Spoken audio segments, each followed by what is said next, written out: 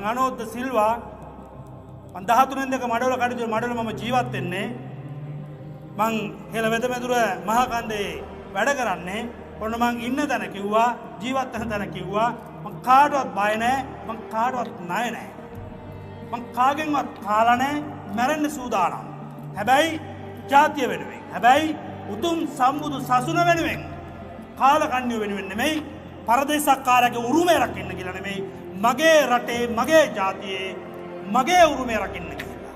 ඒ වෙනුවෙන් වැඩි එකක් නෙමෙයි. මගේ ඇඟ පෙනහැරයක් වෙනකල් වෙඩි තිබ්බත් පුතේ මැරිලා තමයි කවදා හරි දවසක මම මහ පොළොවේ වැටෙන්නේ. වැටිලා කවදාවත් මැරෙන්නේ නැහැ. උතර මතක තියාගන්න. ඒ තරම් මගේ දෙපය ශක්තිමත්. සිංහල උඹලගේ ඇඟේ දුවන්නේ මගේම ලේ. එලේ බොහොම පාරිශුද්ධයි.